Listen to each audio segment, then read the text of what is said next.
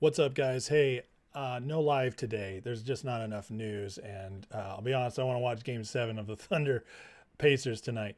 But here's the deal. I wanted to talk about the potential fallout of the bombing last night between Israel and Iran. The U.S. and Iran, and then, of course, Israel. I covered extensively what happened in last night's live, and so I highly recommend, if you didn't watch that, go back and watch my live so that you can see the full breakdown of what happened and where we're at. And it's a mess. We're all over the place as far as MAGA is concerned, as far as Trump's support, people for it, against it, what people think actually happened. That's all over the place. And so highly recommend that video so you can get the clearest breakdown of what happened, why I believe Trump did it, and why I think it could be justified, but also could be criticized. So I highly recommend watching that. What I want to talk about today for a few minutes here is what I see being the fallout of this domestically.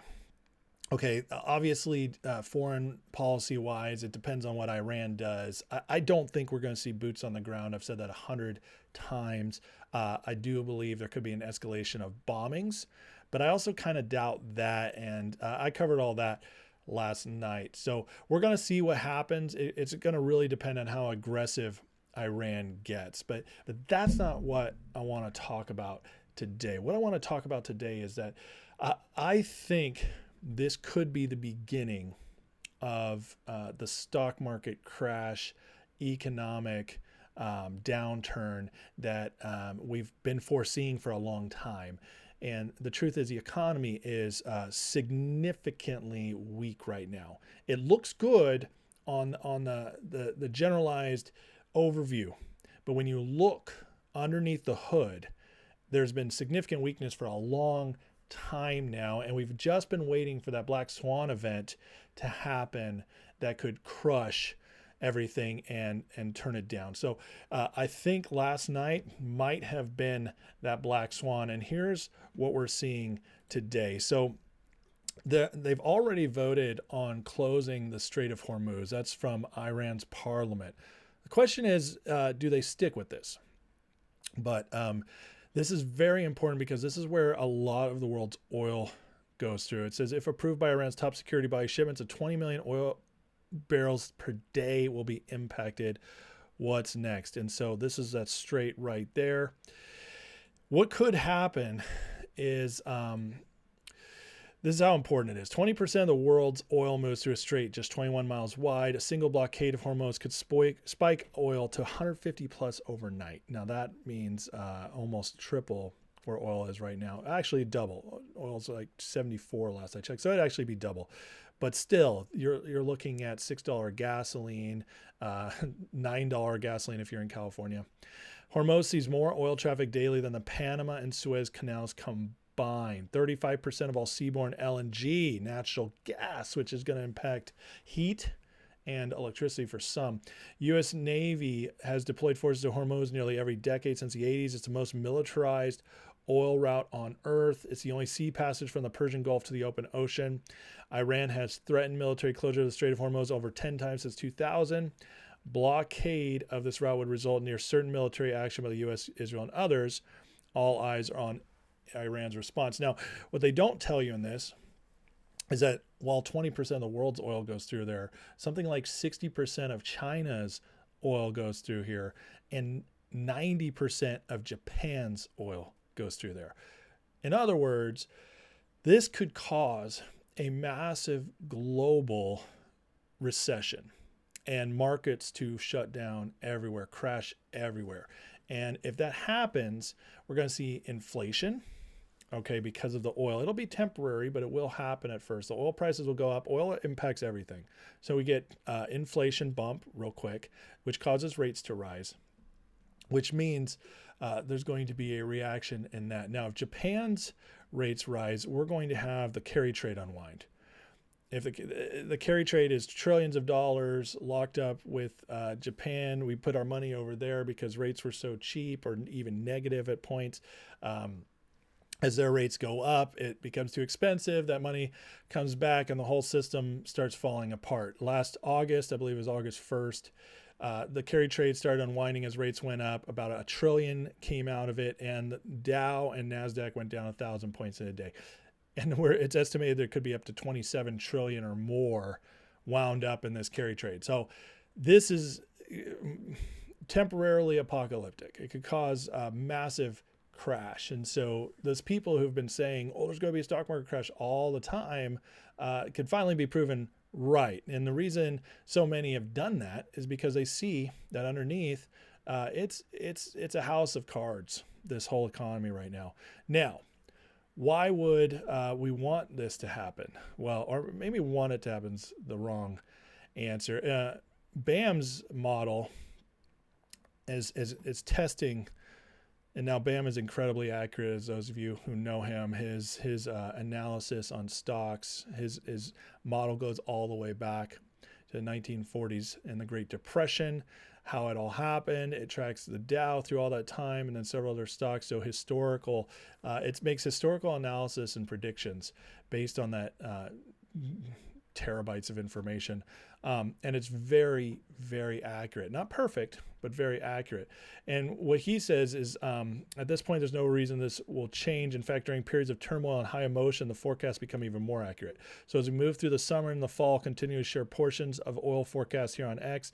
At this point, I don't see any data indicating a change in the current bullish forecast or even a slowing of the uptrend. Hidden retests remain on the board: 103, 127, 157, 170. Keep in mind, I'm tracking the biggest traders and investors in the world. At this point, their bets are crystal clear. By the way, those bets were placed well before the recent news. Someone always knows. Very interesting. So what does this mean for us? Well, let me present, as I like to do, the positive analysis of all this. Those who've been following my channel know that I have been talking about what should be an economic downturn and a stock market, either a significant correction or a crash, for about 2 years now. I believed at first it would happen before Trump's election. I thought that things were getting so bad, but they were able to hang on by pumping Janet Yellen selling trillions in Treasury bonds, the Fed lowering rates for no reason last September. They were able to keep the economy up longer, but then the government was meant to run out of money in January. So they've always wanted this to happen. They've always wanted to crash their curve. Now, Trump has been in for a while now, and the economy's just been kind of maintaining some improvements here, some worsening there. But I've always contended that they want this to happen. And honestly, Trump needs it to happen. And this is why. Because ultimately, our global economy is a farce. Domestically, the financiers have taken over. Everything is over leveraged to the hilt. People are poor, and this is one of the reasons is because of the debt. And one of the reasons for the increasing wage gap that especially accelerated since COVID is because of all the printing of money, the debt, and this has made the richest 1% richer than ever, and the rest of us poorer than ever. It takes the average family nowadays, which used to be able to survive pretty well even a decade ago on, say, 50, 60 grand a year. Now it takes $114,000 a year just to afford a basic house, a starter home, because now a starter home is $400,000. This has all happened on purpose. They've wanted to do this. They've kept assets out of our reach and tried to just keep us lower and lower and lower. That was going to continue. There is no way to fix it at this point. It is just too terrible. It would take too long to unwind it to ever get to the point where it could be fixed. It has to break. It has to break. And I believe Trump knows that. And so I do believe that, I went over all the reasons he attacked Iran last night in my life, so I'm not going to reiterate that. I do think there was some justification, even just on the nuclear bomb part. And Trump, by the way, has been consistent about this since 2011. So it wasn't like he just came out with this idea out of nowhere, which is also proof that it wasn't Israel that was the reason he did it. Anyways, I digress. The point here is that I also believe in this, they considered the fact that this could tank the economy, which, being that he has 3.5 years left, this is the perfect time to do it. If the economy craters now and they continue building a better foundation for our economy with tariffs, better tax laws, less regulations, better enforcement of the regulations that should stay. When you consider all of that, maybe even getting us back on a gold standard, something like that, those are big wishes, but anything's possible in a crisis. And it would be a crisis if the economy completely breaks. If it's as over leveraged as everybody believes it is, this will be a significant downturn. We're talking worse than 2008 possibly. It's very possible. So if this happens though, here's the good news.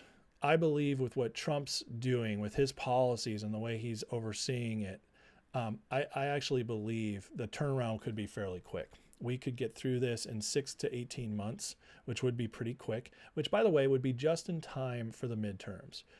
If the economy is coming back during the midterms, if we're at peace with Iran, it's all worked out, Iran no longer has nukes, Trump will be in a great position to get a better Republican majority, a more pure America First Republican majority, which I believe he desperately needs to really get done the harder things to do in the second half of this term. Regardless, he has 3.5 years, even without Congress, to oversee the rebuilding of an economy. And with Trump's policies, they've always been bullish for the economy. The economy was roaring in 2019 before COVID hit in 2020, all because of his policies. The economy already, I believe, has been able to carry forward and start improving in some areas because of his policies in just 4 months.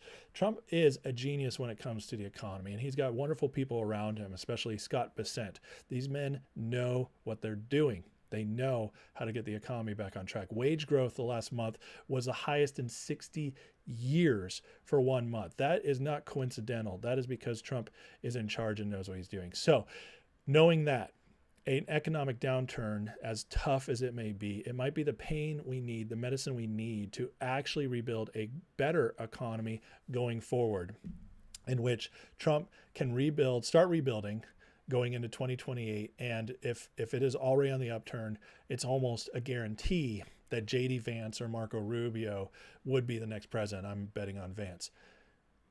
And a growing Republican majority. Because in all of this, the Democrats continue to be aimless and less popular than ever. So when you consider all these things, this might have been the black swan that started it all off. And it might be deliberate on more than one aspect. And economically speaking, this might be what we've been looking for a while now. So those of you who are prepared, great. As Bam and others have said, this might be the time meme stocks really could start spouting off. So if that's been your thing, short squeezes might start happening. This will be a time when I believe a great transfer of wealth will occur over the next several years. Once this downturn begins, that's what we'll be looking for. So keep your heads up. I really believe God has his hand in this. I really believe Trump is using wisdom. He has great people around him. He is not owned by the deep state or Israel. That is utter nonsense. Listen, if we go boots on the ground, we start getting involved in other ways, I might start changing my tune. But as of so far, I don't believe Trump's done anything inconsistent with with what we've known him as president, or even as he's spoken from the sidelines before becoming president the first time. So I still trust Trump. I'm not worried at all, but I am very interested to see how this plays out. I will continue to update you guys going forward as I see stuff. But in the meantime, do not look for me live tonight. Most likely I will not be on unless something significant happens. In the meantime, you guys have a wonderful Sunday. If you like sports, I hope you enjoy that game tonight. I know I will. God bless you guys. And please like and subscribe if you enjoyed this video. I would appreciate that. And God bless you. Have a great day. See you tomorrow.